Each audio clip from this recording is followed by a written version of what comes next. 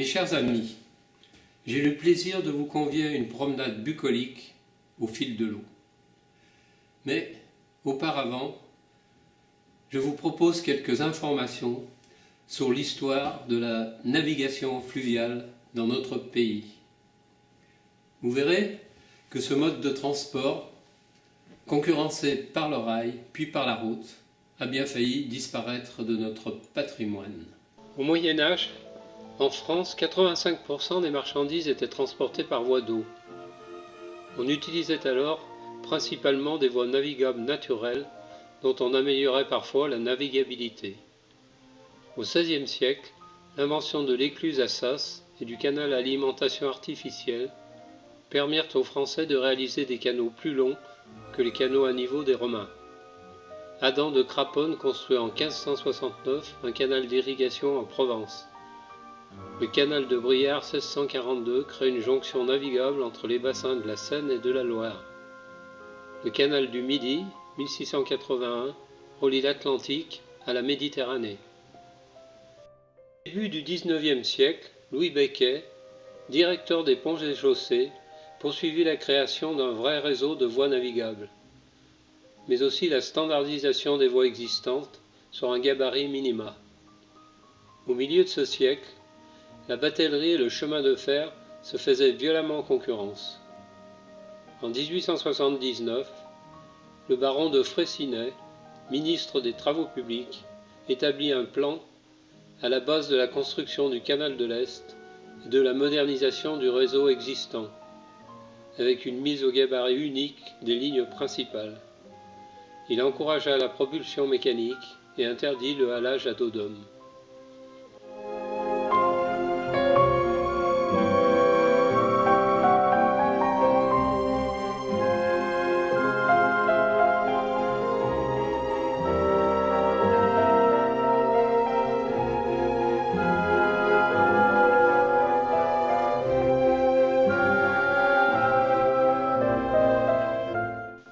Le canal latéral de Roanne à Digoin, construit entre 1831 et 1838, au gabarit Becquet, était destiné au transport du charbon, des eaux minérales, des céramiques, phosphates, sable, etc.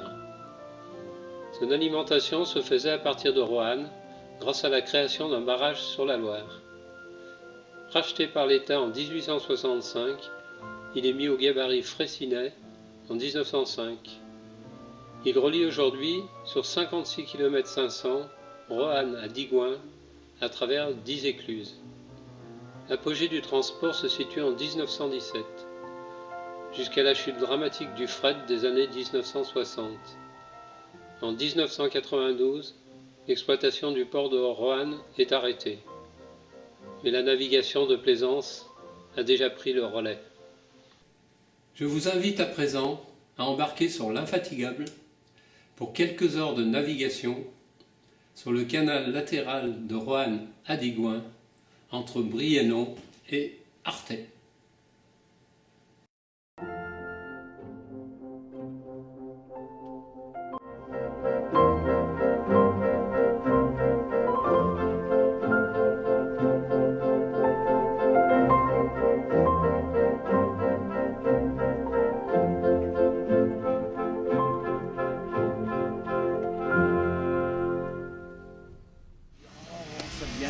On prend le car, on passe en bateau de pêcheur.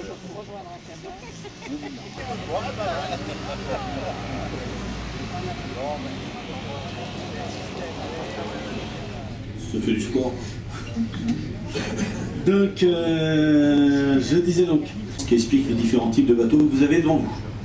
Port de commerce, ça veut dire que c'était des péniches de transport de marchandises qui passaient là. Vous en avez un exemplaire sur la gauche dans le sens de marche du bateau, de ce côté-ci. Lorsque je vous donnerai une direction à regarder, c'est toujours par rapport au sens de marche du bateau. Plus on fait de vagues, plus ça remue les bateaux dans le port. Afin de ne pas trop remuer les bateaux dans le port, nous naviguons donc à 1 voire 2 km/h, pas plus.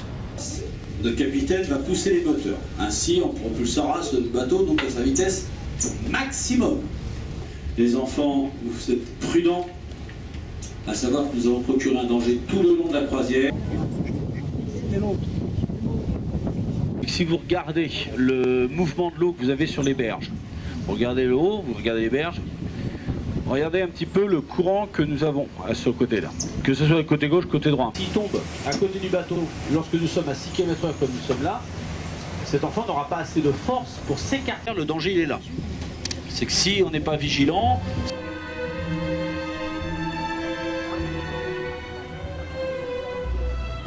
D'accord ? Avec conseil de sécurité sur un bateau à passagers, c'est pas très compliqué.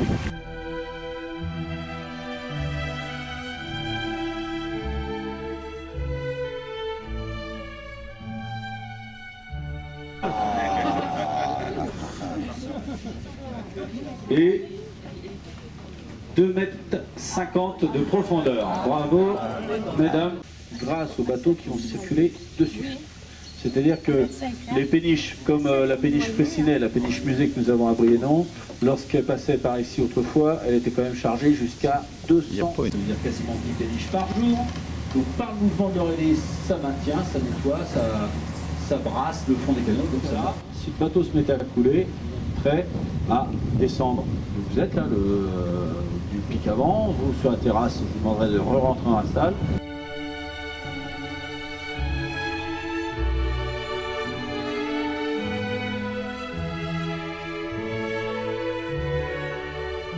On a élargi les canaux de France à un moment donné. Et donc 16 mètres de large, sachant que les péniches les plus grosses font 5 mètres 0,5, et bien deux péniches, ça fait 10 mètres 10.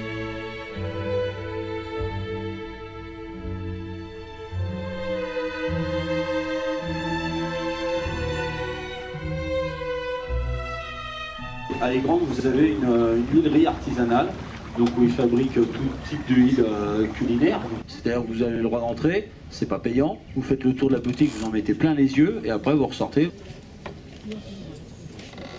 Et l'huilerie. Dans le haut du village, l'église se visite, pour ceux qui sont amoureux de vieille pierre, bien sûr. Et à côté de l'église, vous avez aussi un musée, le Reflet Brionnais. C'est une des églises romanes du circuit qu'on fait là. C'est la première, c'est ça. Il y a la Loire à passer là, qui nous sépare du village. Alors sur la Loire, vous n'avez pas un pont tous les kilomètres. Donc s'il faut remonter jusqu'à Briennon pour pouvoir passer le pont de Pouilly-sous-Charlieu et revenir...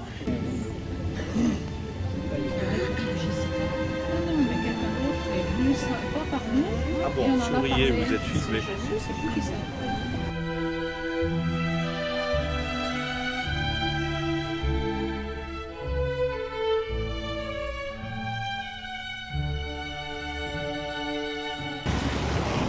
Bonjour.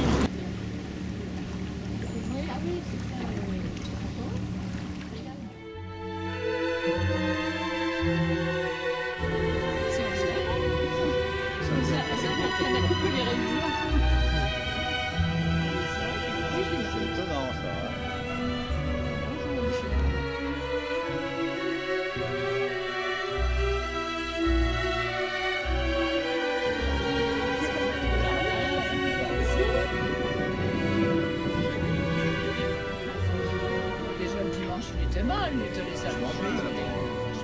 Il revenait bien d'Angleterre, le pilote anglais amenait ici sur le territoire, il ramenait monsieur Christian Pinault. Christian Pinault c'était le chef du réseau Phalanx, donc le réseau Phalanx c'était la résistance régionale ici.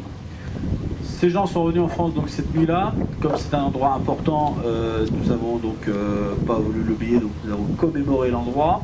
Tout de suite après le pont, là, sur la droite dans le sens de marche du bateau, vous aurez une stèle apparaître devant vous avec une croix de Lorraine dessus. Cette stèle a été baptisée la stèle de Jean Moulin et donc a été mise ici afin de ne pas oublier lorsqu'ils se rentrent en France.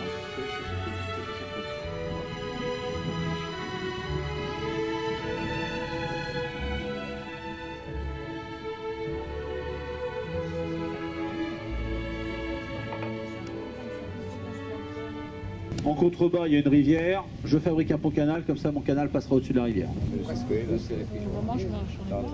Sur la gauche, dans le sens de marche du bateau, vous retrouverez sur la tonautique, bien sûr, de l'entretien qui est fait par les agents communaux. C'est entretenu ici, c'est tondu, contrairement à des endroits où c'est un peu sauvage. Et on va même aménager toute cette aire avec des tables de pique-nique, vous avez des poubelles pour que l'endroit reste propre, donc des points d'amarrage pour que les bateaux puissent s'arrêter.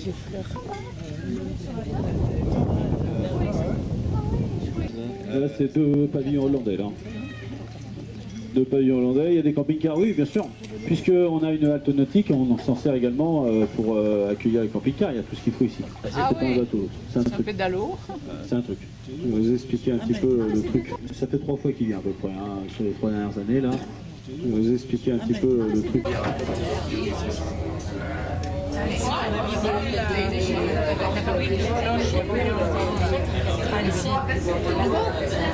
On peut le billet. Des fois, après, hein, ça permet d'être à l'extérieur du village. Donc, un commerce seulement ici pour un petit village de 400 habitants. Pierre Saint-Jean de là-dedans. La croix, non, c'est moi. C'est moi, c'est la croix. Ah bon, ça va, c'est pas l'apéritif. Donc un Pont-Canal, je rappelle, c'est un endroit étanche qui permet de passer au-dessus des choses. Et là, on va passer au-dessus d'une route. Là, vous avez la route d'Artet qui part de derrière l'église. Donc elle va arriver de notre gauche dans le sens de marche bateau. Ensuite, elle va passer sous le canal et ressortir sur notre droite. Donc du coup, ça a bloqué au niveau économique ici la situation, puisque Roanne étant un impasse, on ne peut pas aller plus loin. Étant nous alimentés par la Loire uniquement à la hauteur de Roanne, et bien du coup, si vous faites un trou ici, ça veut dire que les Tuileries, Briennon, Melay, tout ça, elles ne pouvaient pas être alimentées par bateau en venant de Mont-Solémite, par exemple, le charbon de Mont-Solémite. On reste propre, c'est entretenu par la commune.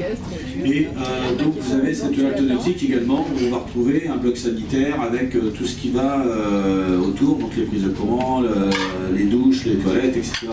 qui se trouvera au fond à droite derrière les camping-cars. Là-bas, vous avez le bloc sanitaire. Aujourd'hui. Alors des fois il y a quand même beaucoup plus de bateaux que ça.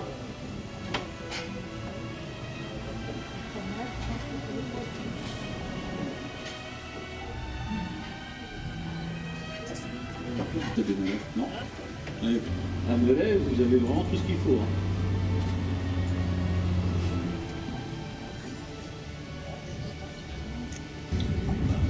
Eh bien, ces années 50, on va les laisser passer également. C'est ce qui va donc nous amener dans les années 60. Voilà, ça c'est les grosses périodes, d'accord? Ça c'est bien ressenti. Vignette week-end détente, donc là ils ont le droit de faire du bateau, je crois, du vendredi à 18h au lundi 9h, un truc comme ça. Donc là vous pouvez passer toutes les écluses, pas de souci, vous avez la bonne vignette. Donc comme ça vous arrivez à une écluse, l'éclusier regarde, ouais c'est bon, il a sa vignette, je lui ouvre. Il n'a pas de vignette, vous ne naviguez pas. Donc on est en saison touristique et que le bateau se déplace, il ne paye absolument rien lorsqu'il est ici. Il paiera que s'il rentre dans un... Mesdames, rentrez bien votre poitrine aussi, allez pas me rayer les pierres. Il va faire constater tout ça. Il dit, ouais, tu vois, ils sont obligés de refaire les joints, tout ça.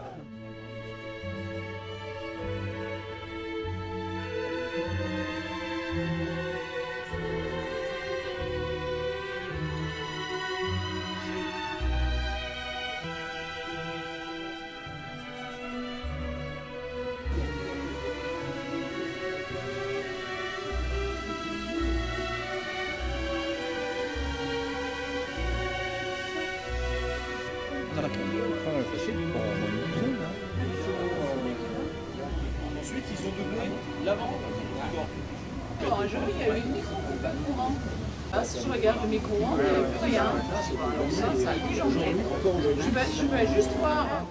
Un pont-canal également, et ce pont-canal va nous faire passer au-dessus d'une rivière. La rivière, elle s'appelle la Tessonne, elle prend naissance dans la côte rouennaise, donc du côté droit dans le sens de marche du bateau, Saint-Bonnet d'écart, va parcourir environ 30 km, va passer ici sous le canal et se jeter dans la Loire qui va être à 150 mètres. Donc en théorie, si c'est comme le code de la route, c'est tant de questions, tant de bonnes réponses, machin, vidéo. Ou sur le bateau sur lequel vous êtes en poste, même si vous avez fait, parce qu'il y en a qui font ça, mais ils font 3 patrons. Une année, ils vont travailler à tel endroit pour la saison, une autre année à tel endroit pour la saison, etc. Et ces petits gens avec nous, en plus on a eu quand même un petit peu plus de chance qu'hier en ce qui nous concerne au niveau de la météo.